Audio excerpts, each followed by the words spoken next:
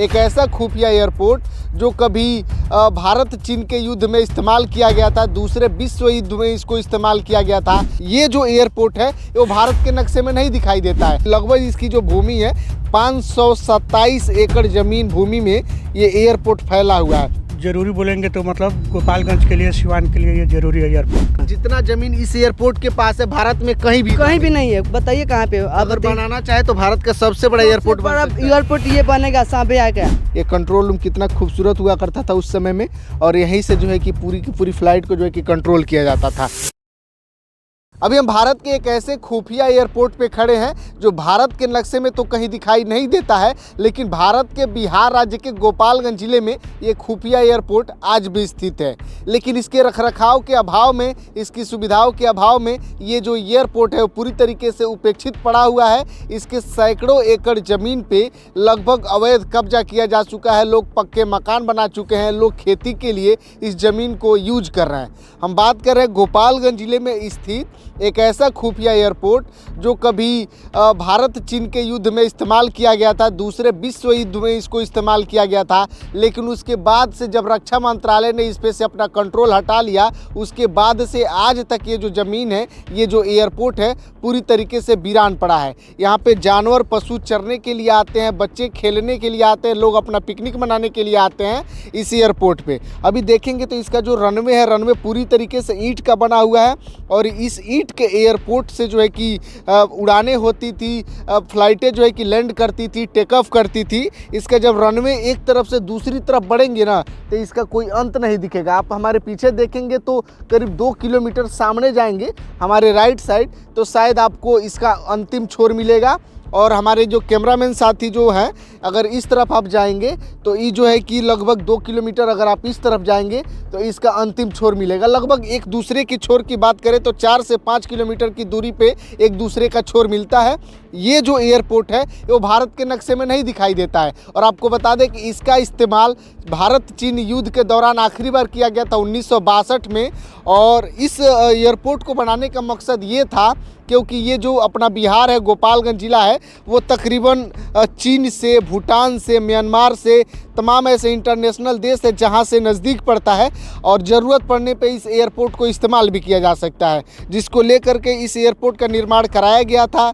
और इस एयरपोर्ट को रखरखाव के अभाव में आज जो है कि उपेक्षित पड़ा हुआ है। इसके बारे में बता दें कि तमाम कोशिशों के बावजूद जो है कि गोपालगंज के जो वर्तमान सांसद है आलोक कुमार सुमन जी, उन्होंने रक्षा मंत्रालय के द्वारा तमाम कोशिशें की तो इसको उड़ान योजना में शामिल किया गया है। और आज इस मतलब कि एयरपोर्ट को बाउंड्रीकरण किया जा रहा है, और 4 करोड़ रुपया लगाकर इसका बाउंड्रीकरण जब होगा तो जो सैकड़ों एकड़ ज़मीन पे जो अवैध कब्जा है वो शायद कब्जा हटेगा। इस एयरपोर्ट के बारे में ये भी बता दें कि लगभग इसकी जो भूमि है 527 एकड़ ज़मीन भूमि में ये एयरपोर्ट फैला हुआ है। इसका कंट्रोल रूम भी आपको दिखाएंगे, लोगों से बात करने का भी प्रयास किया जाएगा कि आखिर इस एयरपोर्ट की सच्चाई क्या है। अगर यहाँ पे फ़्लाइटें बनती है, उड़ती है, और यहाँ पे एयरपोर्ट बनता है तो लोगों को क्या कुछ फ़ायदा होगा, लोगों से बात करते हैं। अभी इस एयरपोर्ट को लेकर के हमारे साथ एक भैया है, बात करेंगे। क्या नाम होगा आपका?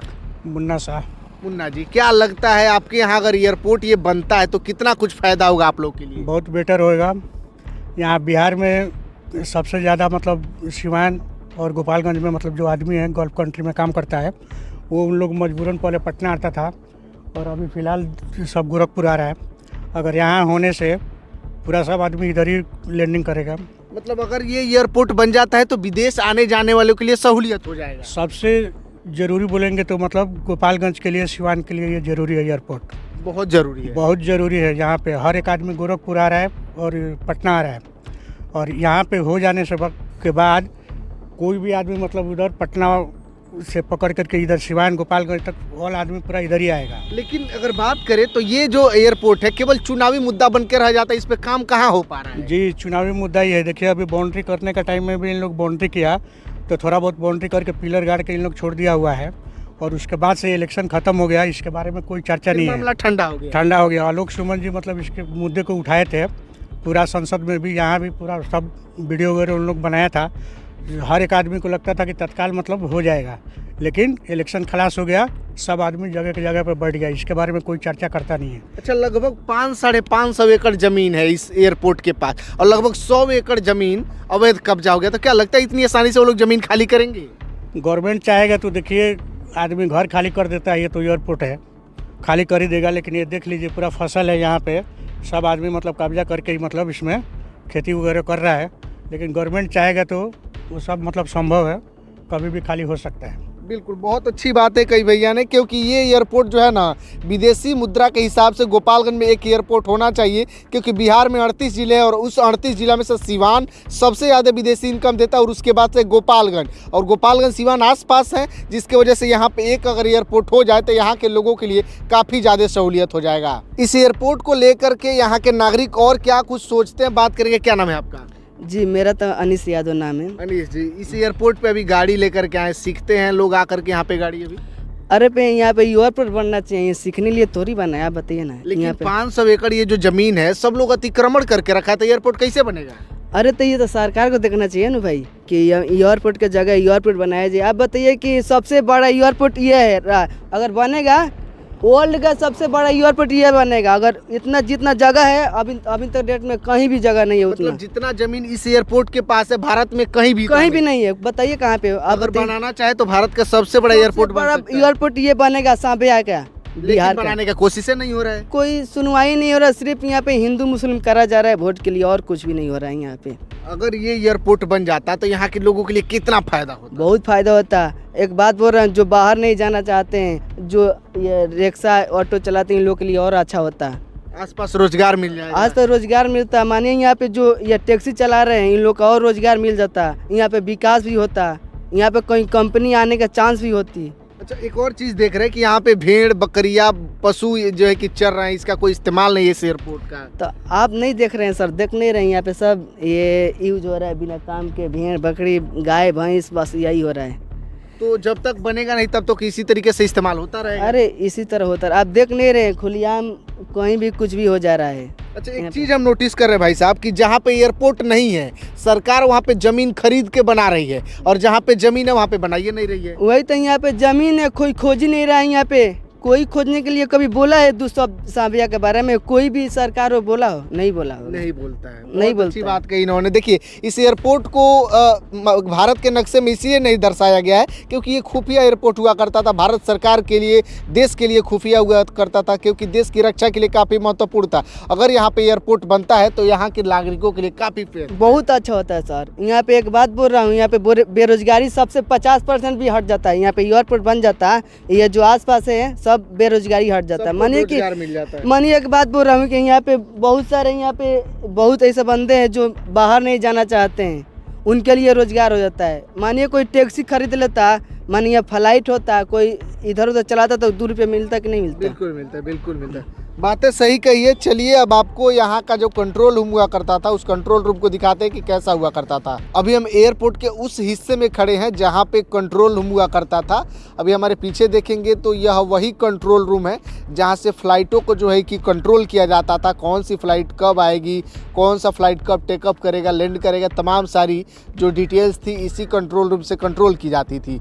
लेकिन अब जो ये एयरपोर्ट है पूरी तरीके से वीरान पड़ चुका है और इसके बाउंड्रीकरण के लिए पूरी तरीके से पिलर तैयार किए जा रहे हैं। आप हमारे पीछे देखेंगे तो हज़ारों की संख्या में यहाँ पे पिलर बनाए जा रहे हैं और इन पिलरों से इस जो ज़मीन का जो एरिया है, जो हिस्सा है, पूरी तरीके से जो है कि बाउंड्रीकरण किया जाएगा।